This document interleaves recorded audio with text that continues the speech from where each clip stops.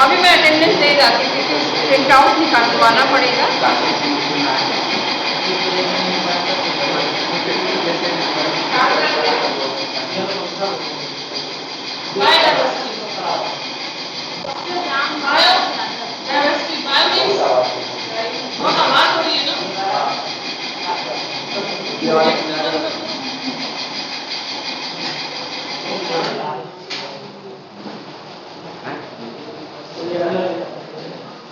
अभी क्या आने लगा इसमें, मैंने इसमें किया भी नहीं। ठीक है।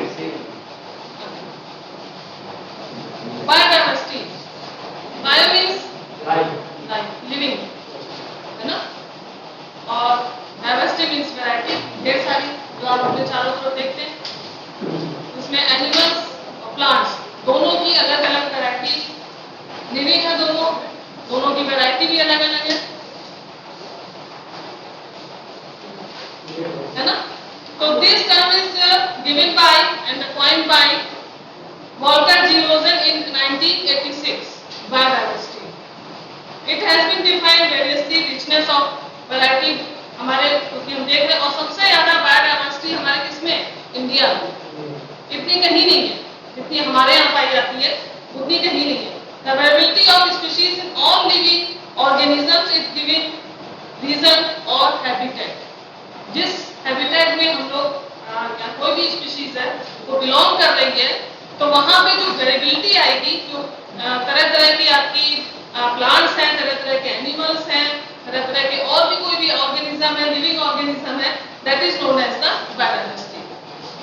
इन बायोस्फीयर एक हमने अभी तक पढ़ा था एटमॉस्फेयर, है ना, सारी चीजें पढ़ी थी। उसमें एटमॉस्फेयर में हमारे दोनों चीजें थी। बायोस्फीयर जहां पर हमारी लिविंग है, जहां पर केवल लिविंग है, that is known as the biosphere. तो biosphere comprises the complex collection of innumerable, मतलब असंख्य ऑर्गेनिजम्स, ढेर सारे अनगिनत, जिसको हम कह सकते हैं ऑर्गेनिज्म, नोन एज बायोडाइवर्सिटी। वो सारे पाए जाते हैं। दिस इज द वेरिएबिलिटी आपकी जो भी है, which constitute the vital life support for survival of human race. तो biological variety, biological variety it is also known as biodiversity, क्योंकि बायोलॉजिकल है, लिविंग है, वैरायटी है, इसको एक टर्म दे दिया गया बायोडाइवर्सिटी। ठीक है, इसमें आपकी यूनिसेलुलर, मल्टीसेलुलर, बोथ, दोनों तरह के ऑर्गेनिजम्स हैं। यूनिसेलुलर में आपके प्रोटोजोअन्स आ गए, फंजाई आ गए, बैक्टीरिया आ गए। मल्टीसेलुलर में हम लोग आ जाते हैं, है ना, प्लांट्स हैं, फिशेज हैं, तरह तरह के आपके जितने भी आपके बायोलॉजिकल लेवल जो भी है, हैबिटेट्स है, इकोसिस्टम है, वो सारा आता है। तो biodiversity is the variety of life on the earth, and the biodiversity is variety of life an area that is determine the number of different species in that area. किसी भी area में कोई भी हैबिटेट हम लेते हैं, चाहे हम प्लांट्स का ले लें, और सॉरी हम हाइड्रोफाइट्स में ले लें, या हम जीरोफाइट में ले लें, कहीं भी ले लें, हमें वो जो भी वैरायटी वहां पर जो मिलती है, दैट इज नोन, और उसमें जितने भी लिविंग्स भी पाए जाते हैं, that is known as the biodiversity. It increases stability. जब हमारी कोई भी क्या कहते हैं, हम इकोसिस्टम कोई भी लेते हैं, वहां पर हमारा जो आपकी जो लिविंग और नॉन लिविंग भी जैसे जो चीजें आती हैं, वो उसमें जो फैक्टर्स जो आपके जो लिविंग के ऊपर पड़ते हैं, तो उन फैक्टर से वो क्या होता है, उसकी इम्यूनिटी उतनी बढ़ती चली जाती है। इम्यूनिटी से मतलब है कि उसकी रेजिस्टेंस पावर बढ़ती चली जाती है, और वो वहां पर आपकी जो स्पीशीज है, जो रेस है, वो उसकी जो रेजिस्टेंस पावर यदि ज्यादा होगी, तो वो वहां पर वैरायटी ज्यादा आपकी ग्रो करेगी। ठीक है, बाकी डाई कर जाएंगी, जो नहीं उससे एनवायरमेंट से लड़ पा रही है, तो वो डाई कर जाएंगी, और जो आपकी वैरायटी जिसमें ज्यादा रेजिस्टेंस पावर है, तो वो वहां पर आपकी ग्रो करेगी, और उतनी अच्छी ही ग्रो करेगी। तो that is the stability of an ecosystem. वो स्टेबिलिटी हमारी जो इकोसिस्टम की है, वो वहां पर आ जाती है। Then next, the types of the biodiversity. आपके में देखिएगा, एक जो बायोडाइवर्सिटी का आपके में है, उसमें दो तरह का दिया गया, क्वालिटेटिव एंड क्वांटिटेटिव, है ना, क्वालिटेटिव एंड क्वांटिटेटिव। उसी बेस पर है, ये हमारा स्टार्टिंग है, स्टार्टिंग से हम वहां तक जाएंगे। तो टाइप्स ऑफ बायोडाइवर्सिटी आपने सभी ने पढ़ा, there is the 3 types of biodiversity. Genetic diversity, species diversity and ecosystem. जहां पर आती जेनेटिक, यहां पर क्या होता है, variety of genes, yes, variety of genes it is present in, किसी भी पॉपुलेशन में प्रेजेंट है, जैसे chihuahua, beagle, rottweilers, these are the dogs. लेकिन इनकी क्या, इनके सबके जो है वो जीन्स अलग है, तो ये वैरायटी जो है हमारी, उसको हम बोलेंगे जेनेटिक डाइवर्सिटी, क्योंकि जीन्स यहाँ पर अलग अलग है। और फिर आपका आता है स्पीशीज डाइवर्सिटी, जहां पर आपकी जो स्पीशीज होगी वो अलग अलग होगी। The number of different species and relative abundance in each species in a biological community, for example monkey भी है वहां पर, ड्रैगन फ्लाइज भी है, ब्यूटीज भी है, रेफिस करके है, are different species in same community. एक ही कम्युनिटी में ये सारी चीजें पाई जा रही है, इसमें स्पीशीज जो है उनकी अलग अलग है, that is known as the species diversity. Ecosystem, यदि जब हमारा इकोसिस्टम अलग अलग आ रहा है, वहां पर आपकी the variety of ecosystem that are present in biosphere, तो फॉर एग्जांपल पेरीज, मतलब कोई भी हमारा ग्रासलैंड है, ठीक है, पॉन्ड्स है, ट्रॉपिक रेन फॉरेस्ट है, ये सब हमारे अलग अलग एक इकोसिस्टम हमारा बन रहा है, तो that is known as the ecosystem diversity. Measurement of biodiversity, measurement में क्या है, दो तरह के जो है वो मेजर कंपोनेंट है इसमें, स्पीशीज रिचनेस, जहां पर स्पीशीज की रिचनेस होगी, ठीक है, स्पीशीज इवेननेस, जहां पर उसकी एक समानता, एक रूपता है, इसको हम बोलेंगे, ठीक है। तो ये दो तरह की स्पीशीज रिचनेस में आपकी जो है वो तीन में डिवाइडेड है, alpha diversity, beta diversity and the gamma diversity. Alpha में क्या, it refers to that within particular area, कोई भी particular area of ecosystem, and it is number of species, है ना, जिसमें जो भी स्पीशीज है वहां पर उसका नंबर ज्यादा है, तो that is known as the richness, उसकी रिचनेस उस स्पीशीज की ज्यादा है। उन दैट इकोसिस्टम, बीटा डाइवर्सिटी में क्या, उसमें कंपैरिजन होता है दो के बीच में, ठीक है, तो amount of species between the ecosystem. Then gamma diversity, gamma diversity में ओवरऑल जो कैपेसिटी है हमारी डाइवर्सिटी की, वो डिफरेंट इकोसिस्टम में बिलोंग कर रही है, तो उसको हम बोलते हैं गामा डाइवर्सिटी, ठीक है।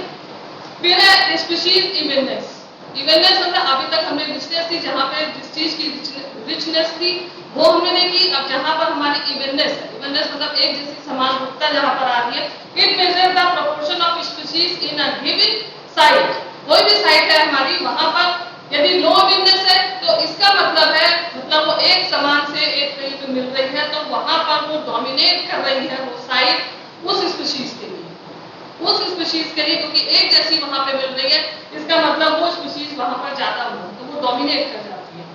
And the next, qualitative and quantitative study of biodiversity, qualitative quality के आधार पर, क्वांटिटेटिव नंबर्स के आधार पर, ठीक है। तो ये जो आपकी जो क्वालिटेटिव होगी उसमें वो ग्राफिकल नहीं होगी, ये ग्राफिकल होती है, दोनों में थोड़ा सा डिफरेंस है। ये ग्राफिकल होगी कौन सी, क्वांटिटेटिव, जिसमें आपका क्या कहते हैं, बार आ जाता है ना, ग्राफिक्स आ जाती हैं, उसमें आएगा। इसमें ऐसा कुछ नहीं है, इसमें आपकी विजुअलाइजेशन पर आपका, आप उसको बता सकते हैं, इसकी क्वालिटी आप बता सकते हैं, है ना, तो that is known as the qualitative, it is based on visual observation, क्योंकि हम इसको देख के बता रहे हैं। It does not involve any sampling, कोई भी सैंपलिंग हम नहीं लेते। The following qualitative characters are considered. Number first is the species composition.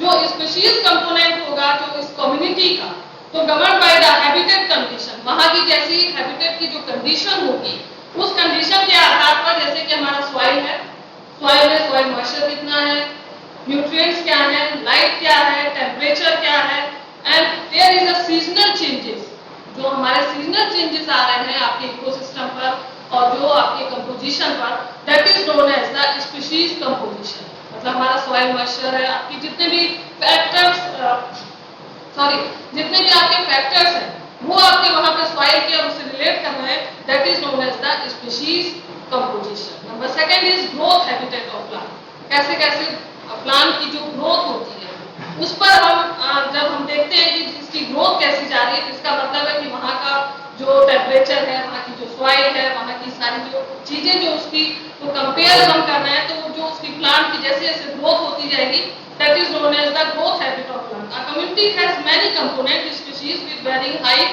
उसकी क्या हाइट है, with height of their growth and nature of plant canopy. हम कैसे देखते हैं कि कोई भी प्लांट है, हम उसको कैसे देखते हैं कि ये प्लांट ये हेल्दी प्लांट है ना, क्योंकि उसकी जो कैनोपी होगी, जो उसकी पूरी आप कह सकते हैं जो डेंस जितना जिस हिसाब से होगा, जितना वो कवर्ड एरिया उसका होगा, उससे हम बता सकते हैं कि ये प्लांट यहाँ पर ग्रोथ अच्छी है। जिसका मतलब वहाँ की सॉइल अच्छी है, वहाँ का क्लाइमेट अच्छा है, वहाँ का टेम्परेचर अच्छा है, वहाँ की सारी चीजें अच्छी हैं।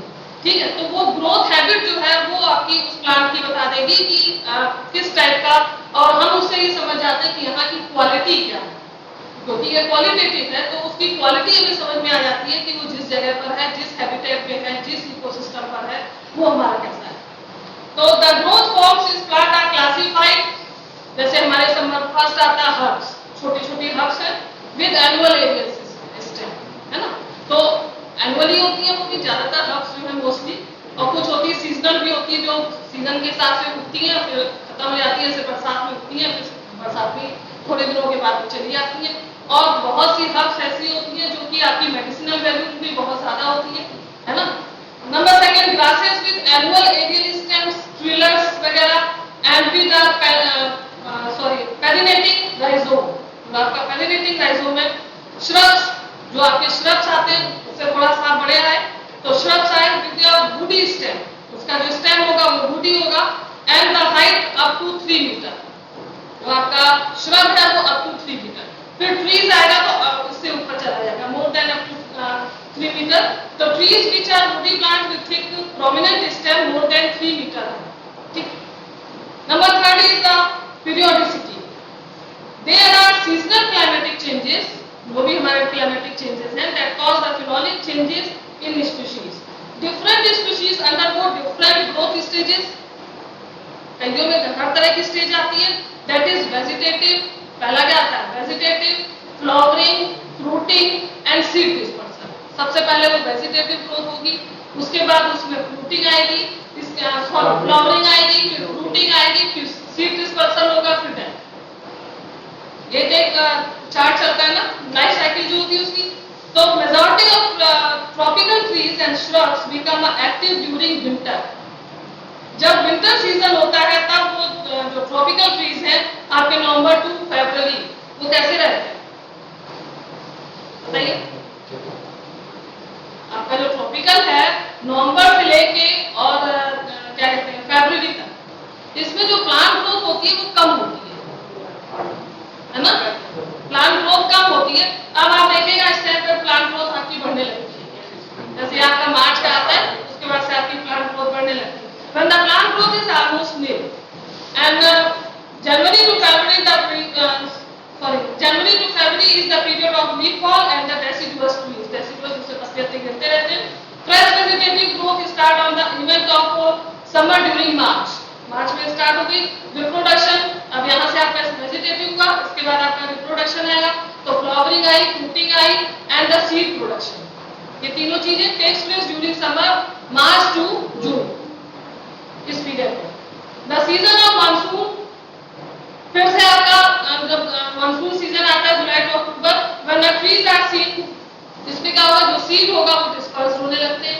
सीड, कुछ सीड इस टाइम पर भी डिस्पर्सल होता है, इस टाइम पर भी, ठीक है। Seed in disperse in their seeds. Phenology, phenology it is occurrence in different even of phases. आपकी जो लाइफ प्लांट लाइफ है उसके बहुत से फेजेस होते हैं, तो एक important pairs also called phenologic phases. इसको फिनोलॉजिक, जिसमें हमारा सीडलिंग आया, सबसे पहले सीडलिंग हुआ, फिर वेजिटेटिव हुआ, फिर फ्लावरिंग हुई, फिर फ्रूटिंग हुई, फिर सीड डिस्पर्सल हुआ, फिर death. These are the phases, these appear in a proper sequence. ये एक सीक्वेंस है, जो एक लाइफ साइकिल है उसकी, उस साइकिल के हिसाब से starting with the seedling. It is presented by hexagon and also called the phenogram. इसको हम लोग यदि उस पे हम दिखाते हैं तो फिनोग्राम कह सकते हैं इसको। Then is the sociability. Sociability it is the degree with which individual of species are grouped. जो सोशल है तो सोशल तभी होगा जब हमारा ग्रुपिंग होगी। तभी हम सोशल होगा, जो अकेला होगा इंडिविजुअल होगा उसमें नहीं होगा, ठीक है। तो individual of species differ in sociability. It is classified into 5 groups. Number first, single without any group. कोई भी है सिंगल है, कोई भी ग्रुप के बिना है। तो एंड दूसरा है टफ, ग्रुप है वो ग्रुपिंग है उसमें टफ है। तीसरा स्मॉल पैचेस, छोटे छोटे पैचेस में है वो कोई भी स्पीशीज, स्मॉल पैचेस और कुशन उसको बोल सकते हैं। फिर है लार्ज पैचेस और स्कैटर्ड, दूर दूर तक। फिर है लार्ज पैचेस कवर्ड, पूरा उसने ले लिया जो पैचेस थे, तो large patches covered area of vegetation. Next is the Vitality, Vitality में क्या होगा, क्योंकि प्रोडक्शन होगा, कोई प्रोड्यूस होगा, वाइटलिटी होगी। तो plant species tend to adopt fully of the prevailing environmental condition well only when they are found to reproduce. Reproduction start होगा, तो species without any means of reproduction, यदि रिप्रोडक्शन नहीं होगा किसी भी स्पीशीज का तो क्या होगा, थोड़े दिनों के बाद वो स्पीशीज गायब हो जाती है। उसको क्या कहते हैं, हाँ एक्सटिंक्शन तो हो ही आएगा। और कुछ ऐसे होते हैं, क्या बोलते हैं इसको, एंडेमिक, है ना। तो जो भी यदि रिप्रोडक्शन या रिप्रोड्यूस नहीं कर रही है कोई भी स्पीशीज, तो वो थोड़े दिनों के बाद वो डिसअपीयरिंग उसकी हो जाती है। फिर नेक्स्ट है based on viability plants are classified into 3 types, 3 तरह के होंगे। एपिफ्यूमरल प्लांट्स व्हिच अकेशनली, कभी-कभी occasionally germinate but not able to increase their population. Occasionally वहां पर आ गया, कभी टर्म एंड कंडीशन इस तरह की होगी कि वो वहां पर निकल आया, है ना, और लेकिन वो कोई भी उसकी और पॉपुलेशन नहीं हुई है, नहीं बढ़ रहा है, तो इसको हम कहते हैं ephemeral plants. Next is plant reproduce vegetatively, जब हम वेजिटेटिवली जो प्लांट रिप्रोड्यूस कर रहा है, they are not found to complete their life cycle, पूरी लाइफ साइकिल अपनी कंप्लीट नहीं कर रहा, तो वो भी वो आपकी डिसअपीयर हो जाएगी।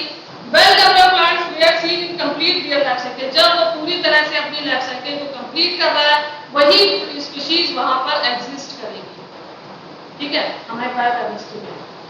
नंबर 7 इज स्ट्रेटिफिकेशन, कैसे कैसे स्ट्रेटा हमारा बनता है। These are the several strata in community of example.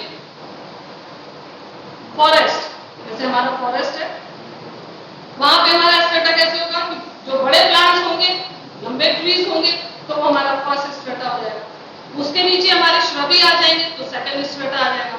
उसके नीचे हमारे और स्मॉल प्लांट्स आ जाएंगे, हर्ब्स वगैरह आ जाएंगे, तो थर्ड स्ट्रेटा आ जाएगा। तो अंडरग्राउंड, ग्राउंड के ऊपर है ग्रासेस वगैरह, तो उसको भी एक नंबर दे दिया जाएगा। तो these are the layer of the strata and it is also known as the stratification. Even the ground stratum is many mosses and algae may be seen. The underground stratification of root is also considered. जो अंदर की तरफ भी रहते हैं, जो underground stem भी रहती है, वो भी। Life form of the plant, जो हमारा लाइफ फॉर्म है, वो जो प्लांट की पूरी जो लाइफ साइकिल का चलता है, लाइफ फॉर्म है, जो रोमकियर ने लाइफ फॉर्म ऑफ प्लांट को किस तरह से उन्होंने 1934 में उन्होंने डिस्क्राइब किया।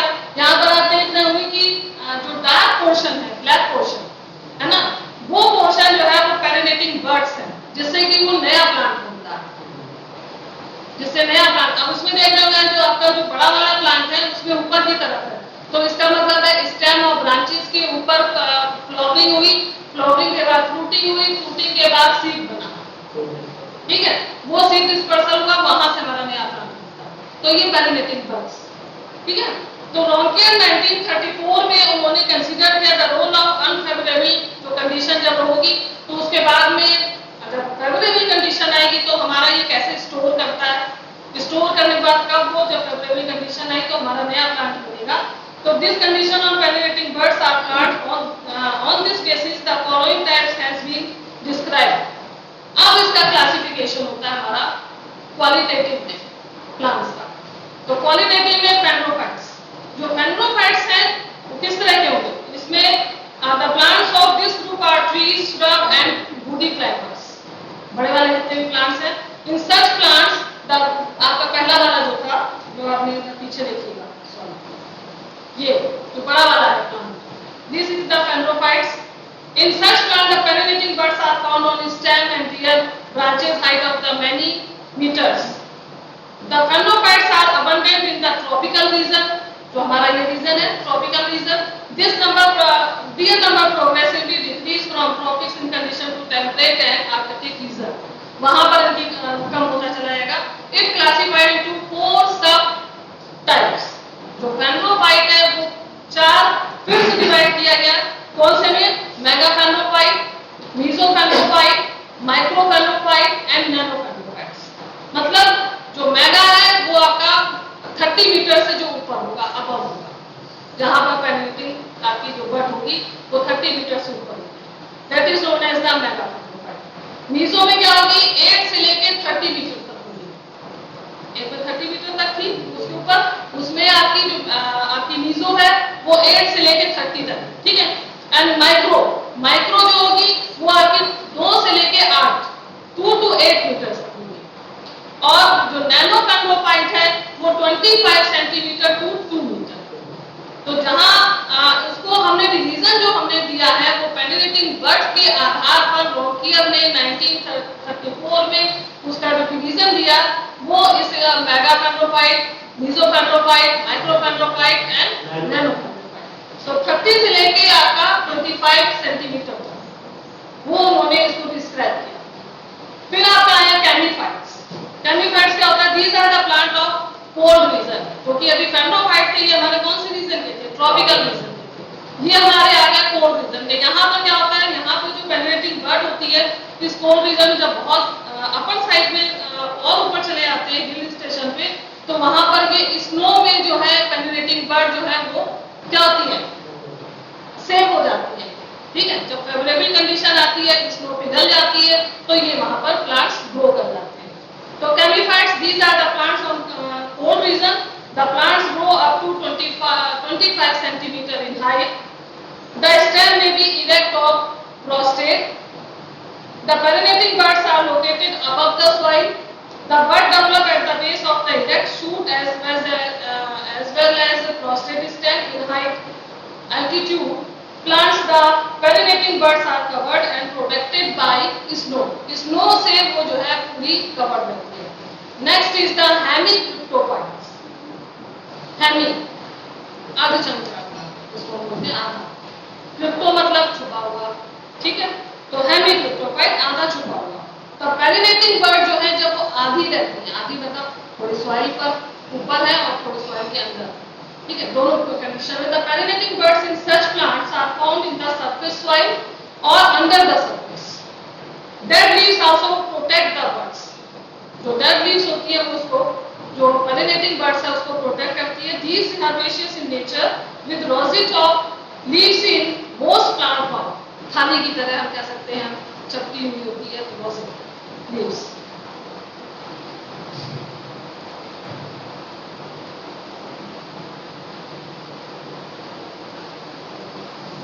नहीं जा रहा. नहीं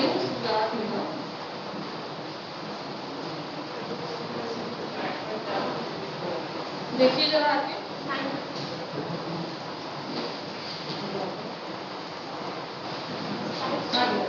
नहीं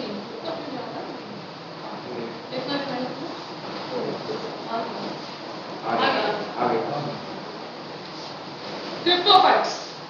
वो हेमिक्रिप्टोफाइट है. Cryptophytes under the soil. They grow underground rhizome, bulb, tuber, form of food and location of the perennating buds. The terrestrial form known as the geophyte, जो कि अंदर है अर्थ के. The aquatic plants hadrophytes with submerged or floating bodies have their penetrating buds submerged and protected by the water. फिर है therophytes. Therophytes, they are the annual plants of the arid region. वो आपका cold region में था. सब लोग first आपका जो है आपका टेम्परेट रीजन में था, फिर कोल्ड रीजन में था. इसके बाद आपका हेमिक्रिप्टोफाइट और क्रिप्टोफाइट दोनों सरफेस लेयर पर और सरफेस के अंदर. ठीक है. फिर नेक्स्ट इज द थेरोफाइट. ये जो आपका होगा ये एरिड रीजन में during the adverse period the plant die except to seed. केवल सीड बचता है which serve the purpose of penetrating.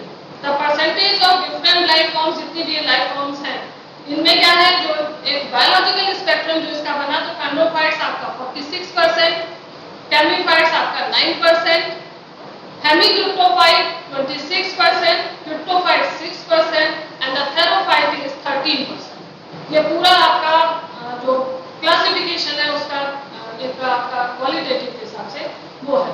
Next is quantitative. अब हमारा नंबरिंग आती है, जो हम क्वाड्रेट बनाते हैं, क्वाड्रेट हमने पढ़ा होगा, है ना।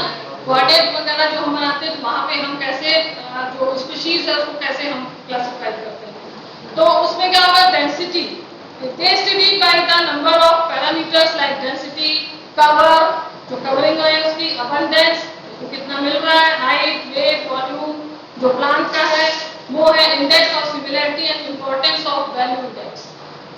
इसमें नंबर फर्स्ट है आपका डेंसिटी। डेंसिटी मतलब कितना उसमें वो है ना, number of individual of species in all coordinates. हमने आपके 10 कोऑर्डिनेट लिए, हमने 10 में से हमारी वो स्पीशीज जो है वो सभी कोऑर्डिनेट में कितनी है, ठीक है, उसका नंबर। फिर total number of coordinate study या कंसीडर, जो हमने टोटल नंबर ऑफ कोऑर्डिनेट किए हैं उसको हम जो है डिवाइड करें। ये फार्मूले के हिसाब से हम उस किसी भी स्पीशीज को, उस कोऑर्डिनेट को या उस एरिया में, हैबिटेट में हम निकाल देते हैं। Next is cover. कैसे कवर, तो it is the ground covered by the basal part of stem. आप देख रहे हैं कि नीचे की तरफ दो है कवरिंग, जो बीच का है आपका वो बेसल पार्ट है, और ऊपर की जो प्लांट की जो कैनोपी है उस कैनोपी के आधार पर हम लेते हैं। तो दो तरह के हैं आपके, ठीक है। एक तो आपका हर्बेज कवर जिसको ऊपर की तरफ आपका आ रहा है, और क्राउन कवर जिसको हम कहते हैं, और दूसरा आपका जो नीचे की तरफ है बेसल कवर। तो बेसल कवर हो गया हमारा, दूसरा कैनोपी कवर हो गया। तो this area of ground covered by the basal part of stem and aerial parts such as the stem, branches, leaves, flower, सारा कुछ उसमें आ जाता है जो आपकी कैनोपी है, fruits. The former is called basal cover, उसको पहले हम कहते हैं basal cover and latter on crown cover. In the herbaceous plant, the crown is better called the herbage cover. Herbage क्योंकि उसमें सारी चीजें आपका फ्लावर है, फ्रूट्स है, सारी चीजें। In case of shrub and trees, it is known as canopy cover. क्योंकि श्रबी है तो वहां पे फ्रूटिंग वगैरह कम रहती है, तो उसमें जो है उसको बोलते हैं हम कैनोपी कवर। नेक्स्ट यहाँ पर आप देख रहे होंगे कि 20% आपका बेसल कवर है और बाकी आपका वो 100%। अबंडेंस, कोई भी स्पीशीज हमारी वहां पर मिल रही है, किसी भी उसमें हैबिटेट में पाई जाती है, that is known as the abundance, ठीक है। It is the number of individual, हमने कोई भी सारे नंबर लिए, ऑल सैंपल, जितने सैंपल हमने लिए उनका पूरा नंबर, और जो नंबर हमारा, जो स्पीशीज हमारी उसमें अकर्ड हो रही है, जिस स्पीशीज के लिए हम निकालना चाह रहे हैं कि वो उसमें अबंडेंस उसकी कितनी है उसको, तो वो अबंडेंस कैसे निकालेंगे, तो number of individual in all sample, जितने हमने सैंपल लिए उनका पूरा।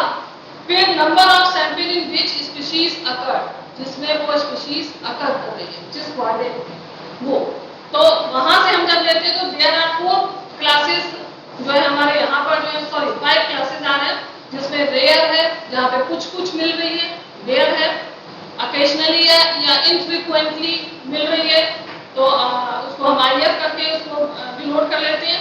फ्रीक्वेंट है F से कर लेते हैं, अबंडेंट है A से कर लेते हैं, वेरी अबंडेंट है तो DA से कर लेते हैं, सीधा आपका वो है।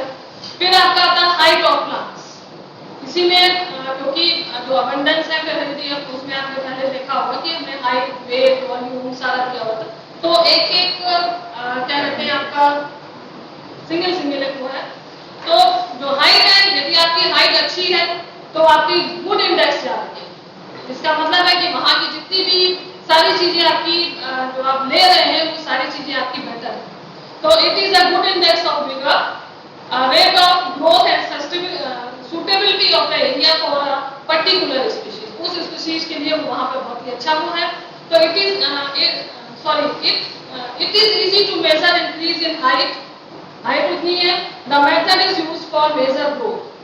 वेट ऑफ प्लांट, हम कोई भी वेट है प्लांट का तो ड्राई वेट जो हम लेते हैं, तो increase in dry weight is the best measure of the rate of growth of plant. उस प्लांट की जो भी ग्रोथ है वो हमारा ड्राई वेट से हमारा पता चलता है। Also indicate the forage value of herbage, timber और वैल्यू ऑफ ट्रीज, वो सारी चीजें आपकी। देन है फ्रीक्वेंसी।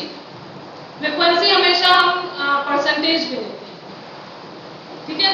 तो the degree of dispersion of term the percentage occurrence, जो फ्रीक्वेंसी है वो हमेशा आपकी परसेंटेज भी आएगी। तो frequency is calculated statistically by finding the percentage number sampling plots, जो हमने प्लॉट्स बनाए हैं, जो भी हमने क्या कहते हैं कोई भी हैबिट कवर या in which species occur divided by the number of plots. यहाँ पर क्या है, जो भी हमने कोऑर्डिनेट स्टडी किए थे उसमें जो स्पीशीज थी, तो total number of coordinate with species upon total number of coordinate studied, हमने 10 किए हैं तो 10 हमारे आ गए, उसमें वो स्पीशीज पाई गई है 4 में तो 4 ऊपर चला गया, ठीक है। और उसको हम 100 से जो है मल्टीप्लाई करते हैं, तो परसेंटेज हमारा निकल आता है। उसी के आधार पर हम ये बात जो बनाते हैं फ्रीक्वेंसी का वो बनता है। Next is the benefit of biodiversity. क्या बेनिफिट है इसका, क्या क्या बेनिफिट है? इकोसिस्टम सर्विसेज, जो भी इकोसिस्टम है हमारी ह्यूमन बीइंग से और नेचुरल जो सर्विसेज है इसमें, the protection of water resource, हम वाटर के रिसोर्स का प्रोटेक्शन कर सकते हैं, क्योंकि वैरायटी वहाँ पे होती है, वाटर होल्डिंग कैपेसिटी होती है आपकी रूट्स वगैरह में। Soil formation and protection, soil का फॉर्मेशन बढ़ता है, उसका प्रोटेक्शन होता है। Next nutrient storage and recycling, क्योंकि कोई भी आप क्रॉप लगाते हैं तो धीरे धीरे उसको जो प्लांट्स होते हैं वो उसी में डाई हो जाते हैं, आप जैसे कह देते हैं ना कि हमने ग्रीन मैन्योर टाइप की, ठीक है। तो उसमें क्या होता है, वो आपने उगाया, उसी में आपने फ्लो कर दिया, तो आपकी जो एनपीके होती है वो भी आपकी उसी में आ जाती है। तो बहुत सी चीजें जो आपकी बायोडाइवर्सिटी में है वो भी आपकी सारी चीजें यदि उसमें कम होती जा रही है, सॉइल से कम होती जा रही है, तो आपको उसमें फिर से मिलती जाती है, तो रिसाइकलिंग होती जाती है। फिर है पॉल्यूशन ब्रेकडाउन एंड एब्जॉर्प्शन, तो जहां पर पॉल्यूशन आपका ज्यादा है तो वहां पे प्लांट्स हम लोग कहते हैं ना ज्यादा लगाते हैं, कौन किस टाइप के प्लांट्स ज्यादा लगाते हैं? पोल्यूटेड, जो जहां पोल्यूटेड एरिया है जो है आप कौन से वाले नीड से नीड के भी काफी है। फेबुलेसी फैमिली का अगर सेबुलाइटी उसी में आ जाता है। फैबेसी आप कह लीजिए, फैबेसी क्या मान लीजिए, यूफोर्बिएसी के मान लीजिए, है ना। और कई आपके जो है कंपोजिटी के भी कई आ जाते हैं। तो कई आपके ऐसे प्लांट्स हैं जो जिनकी लीव्स छोटी होती है, लेकिन आप देखिए कि ज्यादातर रोड पे लगा देते हैं वो चितवन, क्या कहते हैं उसको, एक वो वाला आपका आता है ना सबकर्णी एरिस्टोलोकिया, है ना। वो उससे क्या होता है कि उससे जो है आपकी सांस की बीमारी की ज्यादा प्रॉब्लम आती है। जब वो उसमें क्या कहते हैं उसके पोलन ग्रेन्स जब आपके उसमें आते हैं तो उसमें सांस की बीमारी होती है, जैसे कांग्रेस ग्रास में होती है, बार्थिनियम होती है, उसमें भी यही चीज आती है। तो बहुत सी चीजें ऐसी हैं जो कि हम पॉल्यूशन को रोक सकते हैं, जो हम उस तरह के प्लांट्स लगा देते हैं तो उससे ब्रेक डाउन हो जाता है, एब्जॉर्प्शन हो जाता है। बहुत सी चीजों का सल्फर का एब्जॉर्प्शन वो ले लेती है, नाइट्रोजन का एब्जॉर्प्शन लेती है, तो वो प्लांट्स भी लगा सकते हैं। तो कंट्रीब्यूशन ऑफ क्लाइमेट स्टेबिलिटी, तो क्लाइमेट की स्टेबिलिटी मतलब आप जहाँ पर देखते हो कि जहाँ पे प्लांट्स ज्यादा लगे होते हैं वहाँ का टेम्परेचर डाउन होता है, बाकी जगह टेम्परेचर ज्यादा होता है। मेंटेनेंस ऑफ इकोसिस्टम, कोई भी इकोसिस्टम है, चाहे हमारा वाटर का हो, चाहे नदी हो, चाहे कोई भी हो इकोसिस्टम, वो हम मेंटेनेंस उसका बहुत अच्छा हो जाता है यदि हमारे प्लांट्स है, चाहे वहाँ पर आपका ऑक्सीजन की जो, क्योंकि प्लांट्स है तो बायोडाइवर्सिटी भी अच्छी है, तो हमारी जो है जो ऑक्सीजन की है वो भी हमारा बहुत अच्छा है। Next is the economic role of biodiversity. क्या इकोनॉमिक रोल है? बहुत सी चीजें हम लोगों को मिलती भी तो है प्लांट से, तो इकोनॉमिक जितना भी जो प्लांट्स हमें मिलता है, हम तो शुरू से पढ़ते चले आ रहे हैं, फर्स्ट से पढ़ाया चला जाता है कि हमें प्लांट्स क्या देते हैं, ठीक है। तो ये सारी चीजें देते हैं, क्योंकि बायोडाइवर्सिटी प्रोवाइड्स फूड, सबसे पहले तो खाने देते हैं, crops, live stock, forestry, fish, सब कुछ आपका आ जाता है। और आपका मेडिकल से संबंधित आपका मेडिसिन वगैरह सारी मिल जाती है। फिर आपका इंडस्ट्रीज से है, इंडस्ट्रीज में फाइबर है, क्लोथिंग इंडस्ट्रीज सारी आपकी, टेक्सटाइल इंडस्ट्रीज सब कुछ आपकी प्लांट से रिलेटेड है। टूरिज्म जो अब आजकल बहुत ज्यादा बढ़ावा दिया जा रहा है उसका, तो उसका भी आपका सबसे बड़ा एक रोल है। फिर आपका है साइंटिफिक रोल ऑफ बायोडाइवर्सिटी। क्या है साइंटिफिक रोल? कि हम प्लांट्स को देख के हम ये बताते हैं कि पहले क्या था और आज क्या है, और कहाँ से उसका जो हमारे उसमें जो चेंजेस आया है, लाइफ में चेंजेस आया है, ओरिजिन उसकी कि कहाँ से जो है उस टाइम कैसा क्लाइमेट था, आज कैसा क्लाइमेट है, बीच में इस पीरियड में कैसा क्लाइमेट था, जो आपकी सारी चीजें फॉसिल से लेके सब कुछ आपका इससे पता चलता है, क्योंकि प्लांट से रिलेटेड है वो, तो साइंटिफिक सारी चीजें पता चल जाती है। Ethical role of the biodiversity, ethical role में भी आपका वही जो हमारे इथिक्स थे पहले के, जो आप कह सकते हैं एथनोबॉटनी से जो रिलेटेड आपका सब कुछ आ गया, जिसमें ट्राइबल्स वगैरह जो थे क्यों क्या चीजें वो यूज करते थे, है ना, किन चीजों से हम मतलब उन्होंने दवाइयां बनाई, उन्होंने सारी चीजें उसको धीरे धीरे वो आपके उसमें भी आती चली। फिर नेक्स्ट है कॉजेज ऑफ बायोडायवर्सिटी लॉसेस। क्या कॉज है, क्योंकि हमारा इसमें आपने देखा होगा कि हॉट स्पॉट और सारी चीजें जो हमारी आती हैं। The major causes of loss of the biodiversity, जिसमें नंबर फर्स्ट है habitat loss and habitat fragmentation. हमारी हैबिटेट जो है वो लॉस हो रही है, या वो भी टूट के जो हैबिट है वो भी हमारा फ्रेगमेंट कर रहा है। वो है ओवर एक्सप्लॉयटेशन है, एक्सोटिक स्पीशीज इन्वेजन है, कलेक्शन जो आपका है वो एक्सटिंक्शन है। तो some other factors are like disturbance. किससे डिस्टर्बेंस हुआ? हम ही लोगों से। जो बायोडायवर्सिटी का जो लॉस है वो हम ही लोगों से हुआ। तो some other factors like disturbance and degradation, pollution, intensive agriculture, forestry, and it is also intensified extinction of the species. Number first, कैसे?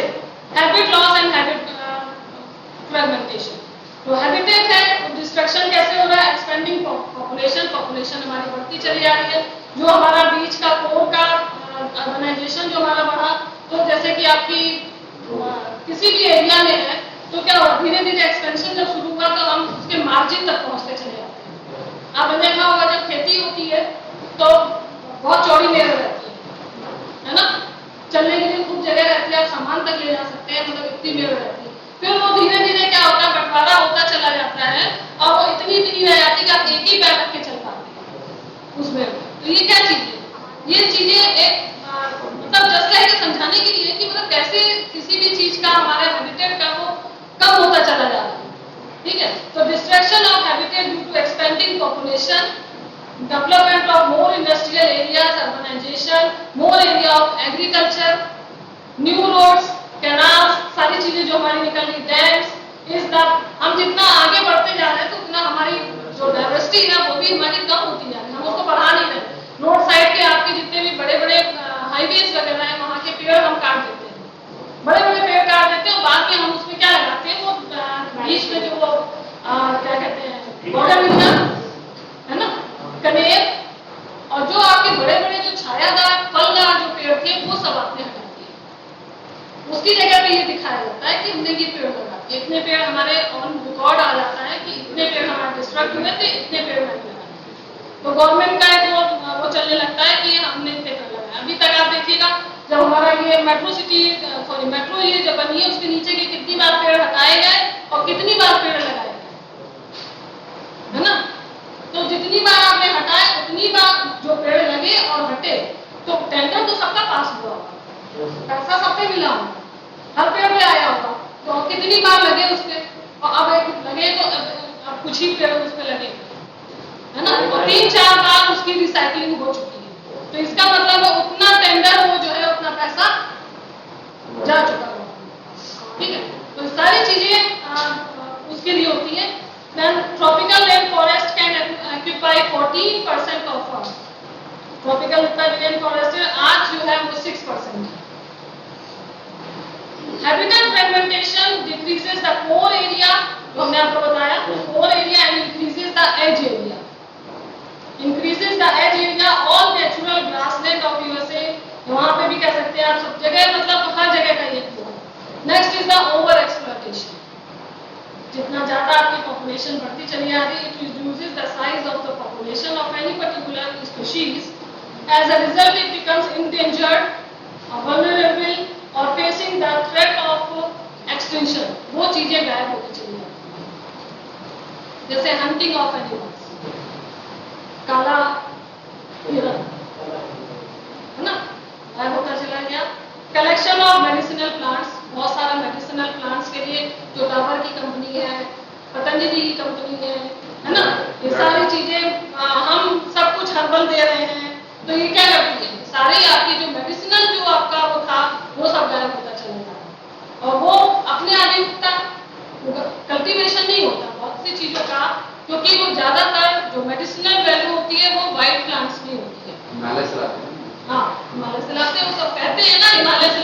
हिमालय में बनाते हैं हम जानते हैं, लेकिन कहाँ है ना? तो जो ओवर एक्सप्लॉयटेशन ये सब हो रहा है, जो उसमें एक्सेसिव ट्री फाइलिंग, जो हमारी वो भी सब जा रहा है, फॉरेस्ट भी जा रहा है, ओवर ग्रेजिंग भी हो रही है ना? बहुत सी प्रजातियां विलुप्त होती जा रही है, एक्सटिंक्शन होता चला जा रहा है। तो these are the over exploitation. Exotic species जैसे कि बहुत सारी जो हमारी आप नहीं पाई जाती है, कॉर्निया और आपकी लेंटाना, हमारा ये वाली वर्ग है, और तो एकॉर्निया तो आपका वाटर का हाइड्रोफाइट का है। तो ये भी जो है ये स्पीशीज भी धीरे धीरे, क्योंकि सब जगह आपकी जो वाटर बॉडीज थी आपके पास भी, जैसे आप जहाँ रह रहे हैं लोकल में वाटर बॉडीज थी, वो वहां पर क्या था, ये भी अब गायब होती है, क्योंकि वो भी सब कुछ जो है क्या होता है, धीरे धीरे मिट्टी डाल के, कूड़ा डाल के वहां पर उसको भी क्या कहते हैं, पूरा बंद कर दिया, और उसके बाद वो जो जमीन बन गई, उस जमीन को फिर बेच दिया या उसमें मकान खड़ा कर दिया, है ना? तो जो लोकल की भी जो थी वो भी जो है स्पीशीज वो भी गायब हो गई। तो next is forestry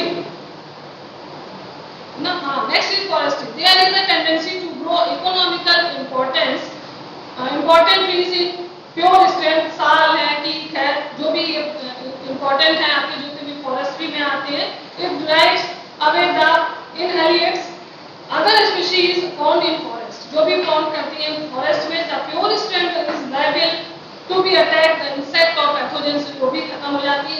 intensive agriculture, जो एग्रीकल्चर है, वेटलैंड है, ग्रासलैंड है, फॉरेस्ट है, उसमें जो डिस्ट्रक्शन हो रहा है जो हैबिटेट का, उसमें क्या होता है, एक्सटिंक्शन ऑफ स्पीशीज, सारी जो स्पीशीज जो गायब होती चली जा रही है, वो आपकी जो हाई यील्डिंग जो वैरायटी आप लेने के लिए जो आपकी जो लोकल देसी थी वो भी गायब होती चली जा रही है ना? जैसे कि अब जो आप एक फॉर एग्जांपल, जैसे अब आपकी जो मेथी आती है ना, वो थोड़ी बड़ी वाली आती है, वो देसी नहीं आती है। जो देसी थी उसमें बहुत ही खुशबूदार होती थी, बहुत ही अच्छी होती थी, है ना? उसकी मेडिसिनल वैल्यू भी उतनी ज्यादा थी। अब क्योंकि वो हाइब्रिड वैरायटी आती है तो उसकी मेडिसिनल वैल्यू कम हो गई, है ना? बहुत सी चीजें ऐसी हैं जो आपकी गायब होती चली जा रही है। तो इंटेंसिव आपका एग्रीकल्चर में आप बढ़ते चले आ रहे हैं, लेकिन आपकी बहुत सी चीजें भी गायब होती चली जा रही है। देसी धनिया अब वो नहीं है। नेक्स्ट पोल्यूशन, जो आपका पोल्यूशन है, जो पेस्टिसाइड वगैरह जो आप डाल रहे हैं, जो पोल्यूटेड कर रहे हैं, जो आप वाटर कर रहे हैं, आप सॉइल को कर रहे हैं, सरफेस बॉडीज जो उसकी हो रही है, तो उसमें क्या होता है कि ये जो बायो मैग्निफिकेशन, जो पर यूनिट एरिया में जो आपकी बॉडी में जो आपकी बॉडी में हो या एनिमल की बॉडी में हो, जो कंसंट्रेशन आपकी बॉडी में आपका जमा होता जा रहा है ना? वो पोल्यूशन जो जिसकी वजह से आपका जैसे मान लीजिए क्रोमियम है, बहुत सी चीजें आपकी जो आपके बॉडी के लिए हार्मफुल है, एनिमल्स के लिए हार्मफुल है, तो वो भी आपकी इसके लिए मेन कॉज होती है। फिर डिस्टर्बेंस एंड डिग्रेडेशन, बहुत सी चीजें नेचुरल और मैन मेड है हमारी। तो नेचुरल जो डिस्टर्बेंस है और डिग्रेडेशन है, ये स्पॉन्टेनियस जो जंगल है वहां पे से आग लग जाती है, जंगल फायर है, ट्री टॉप पेस्ट इन्फेस्टेशन हो गया वहां पर, डिफॉलिनेशन हो गया, तो बाय इंसेक्ट अटैक, तो उससे क्या होता है, उससे डिस्ट्रक्शन और डिग्रेडेशन आपका आता चला जाता है। तो वहां पे they include felling of trees, use of fire for cleaning, साफ करने के लिए, collection of litter and over exploitation of other economically important products. These disturbance and degradation result in loss of biodiversity. सारी चीजें लॉस है। Then conservation of biodiversity. कैसे हम इसको कंजर्व करेंगे? हमें तो तरीके होते हैं, ex situ and in situ। ex situ में क्या होता है, in situ में क्या होता है? ऑन साइट होता है, एक ऑफ साइट होता है, ठीक है? हम ऑन साइट है, जैसे यहाँ पर there is two type of in situ ex situ. In situ में क्या होगा, वो आपका होगा ऑन साइट, हम साइट में ही उसको कंजर्व करेंगे, वही करेंगे। और दूसरा हम उसको लैब में ले जाके कर दें या कहीं और पे हम ले जाके उसको वेयर हाउस में कर दें या कहीं भी करें, वो ऑफ साइट होगा। तो that is known as the ex situ, ठीक है? तो इन सिटू में हॉटस्पॉट और प्रोटेक्टेड एरिया। हॉटस्पॉट कौन सा होता है, जहां पर कोई भी वैरायटी थी या स्पीशीज थी वो आपकी खत्म हो गई।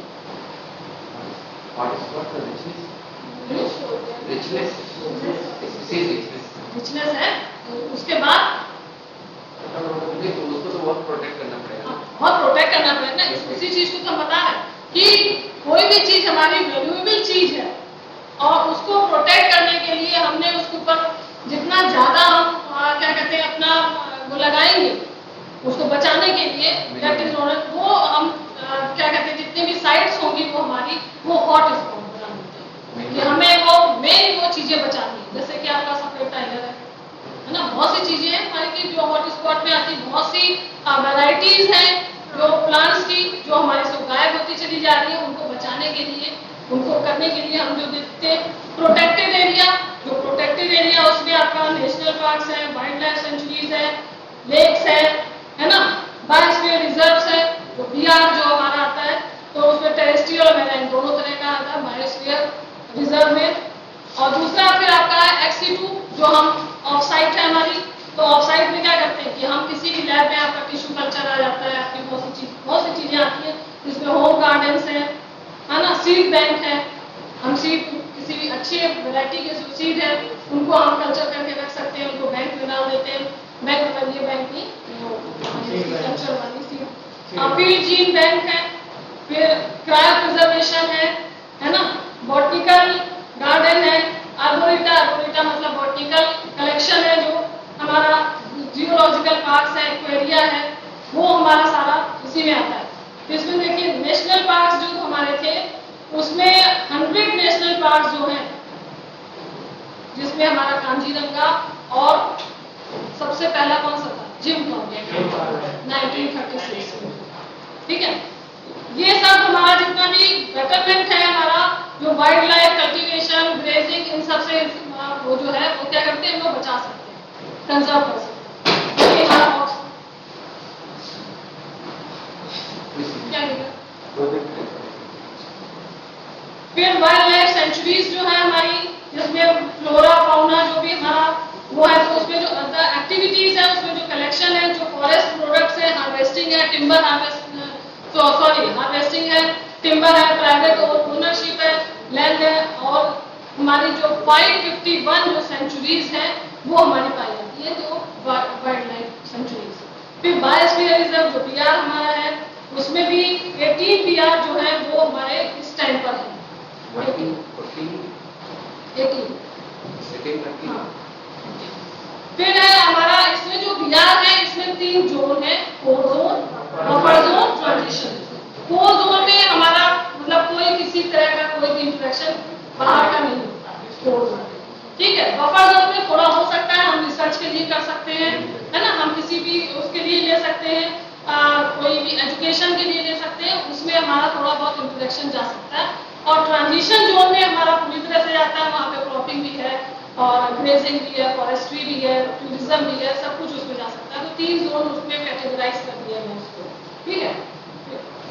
ये आपका उसमें दिए हुआ है, आपसे बात हो चुकी है इस पर, हॉट स्पॉट और XC2 कंजर्वेशन है ना, of site collection, gene banks, tissue culture में वही कैलस फॉर्मेशन है और आपका पॉलन ग्रेन्स है और कल्चर है ना।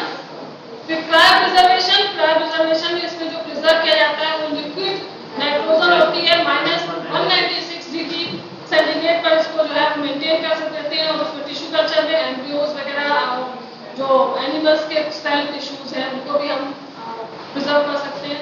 Then conservation of biodiversity in India, वो तो हमारी आप देख रहे हैं सारे सब कुछ है। इसमें एक्ट है जो 1973 में आपका टाइगर प्रोजेक्ट है, एलिफेंट का प्रोजेक्ट है 1991 to 92 में आता है आपका, और जो बायोलॉजिकल डाइवर्सिटी एक्ट है वो 2002 में वो बना। तो this is the biodiversity. Qualitative कौन सी थी? क्वालिटेटिव जिसमें हम विजुअली कर रहे थे कि पेंडोफाइट्स, गेमोफाइट्स सारी चीजें वो हमारी आ रही थी, और जो क्वांटिटेटिव थी उसमें हमारी फ्रीक्वेंसी, अबंडेंस और सारी चीजें जो हमारी आ गई वो हमारी थी। तो दिस इज द बायोडाइवर्सिटी।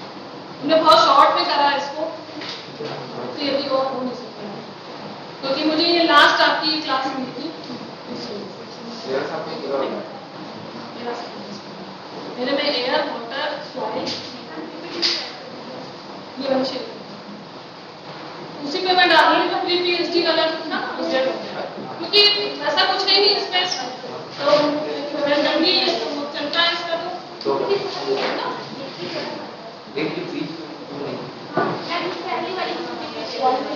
पहली वाली कौन सी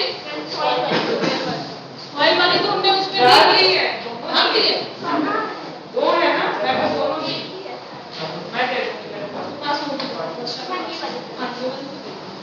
ये मैं अभी डाल दूँ। ये तो केवल उसके लिए कि आपका बहुत छोटा बने वो करके दिया है कि कोई भी आप एग्जाम या कोई टेस्ट देते हैं तो उसके लिए आपके लिए बस इतना वैसे तो नहीं है, वैसे तो अभी एक चीज कि उसको हॉट स्पॉट लेके चलेगा तो 1 मिनट पूरा चला जाएगा ना, एक ही को ले लें हम तो एक ही पूरा पीरियड हम ले लेंगे। Thank you. वो हो गई आप लोग की अटेंडेंस होगा अभी नहीं हुई है, अभी आए ना मैम से ले लो बेटा, चले जाओ ले लो डॉक्यूमेंट चलो।